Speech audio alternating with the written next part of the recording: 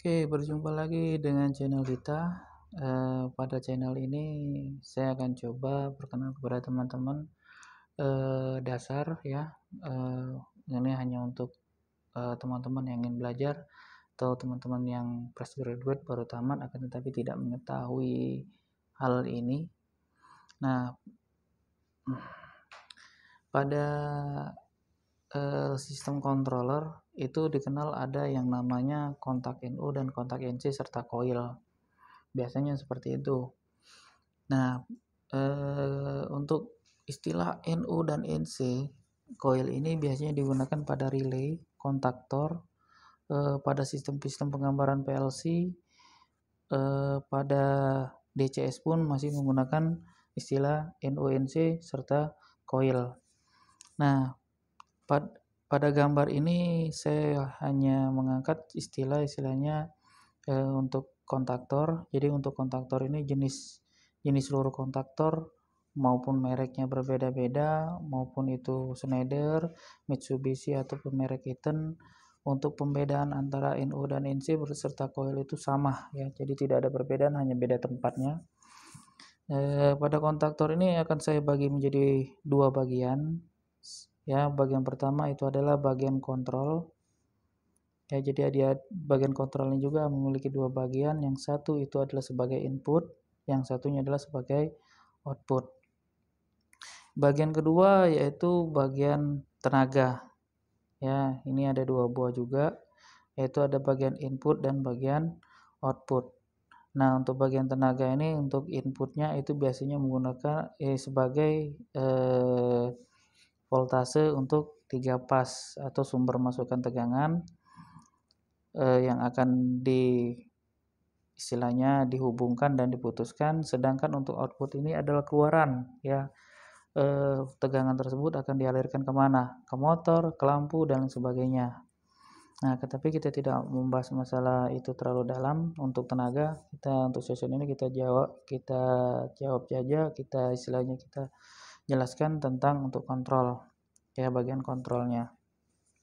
Nah, di bagian kontrol ini yang pertama itu ada di dalam gambar ini ada tertulis itu yang saya lingkar itu adalah A1 dan A2.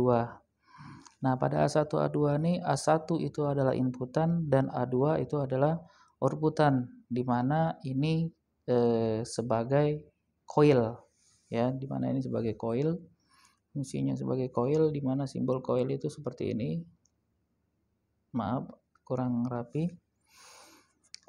Coil ini adalah sebuah kumparan ya, di mana kumparan ini ketika dia diberi tegangan dan diberi netral, kumparan ini akan menjadi magnet. Nah, magnet inilah yang akan menarik, yang menghubungkan kontak-kontak tersebut ya. Terus yang kedua itu adalah kontak NC. Ya, pada bagian ini ada tertulis NC, atau ketika kalian ukur menggunakan voltmeter, pada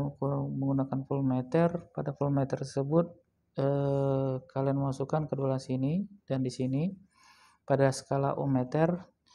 Sebelum tombol ini ditekan, jarum yang ditunjukkan oleh ohmmeter itu dia akan langsung terhubung ya, jadi langsung terhubung.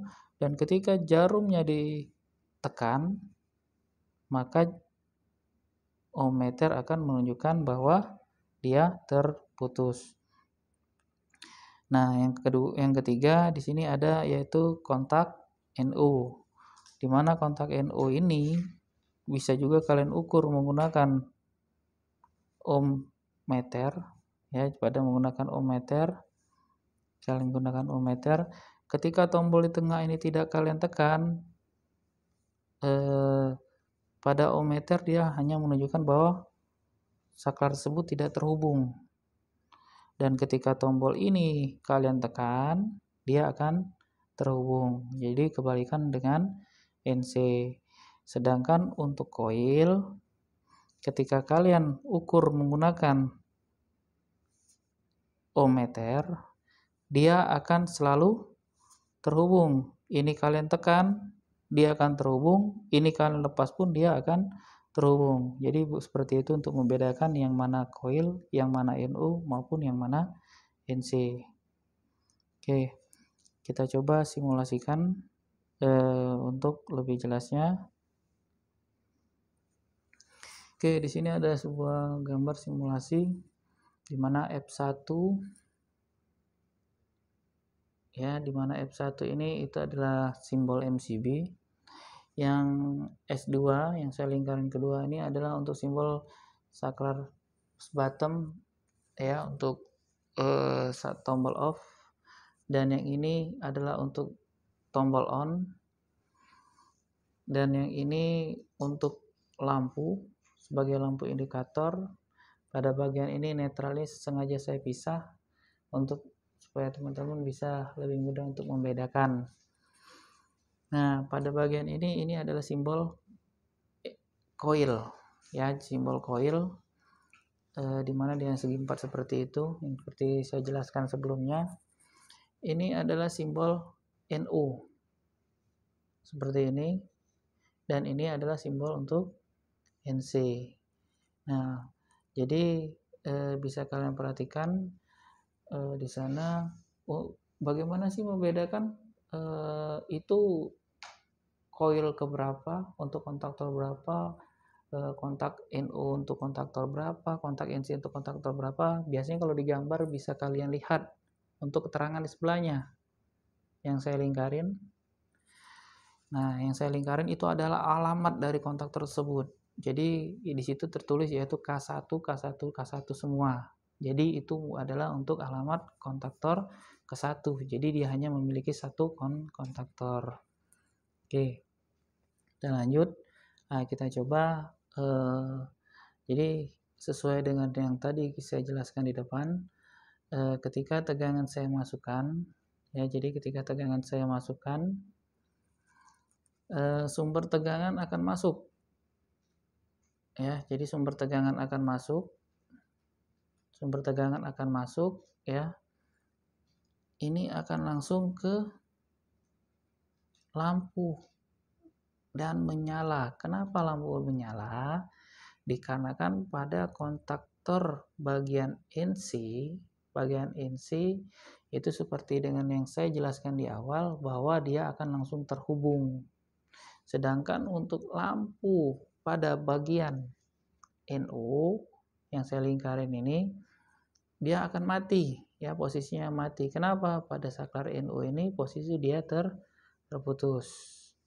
Oke, kita coba pada saklarnya, untuk saklar tombol on-nya kita tekan, dimana nanti coilnya akan kita beri sumber tegangan.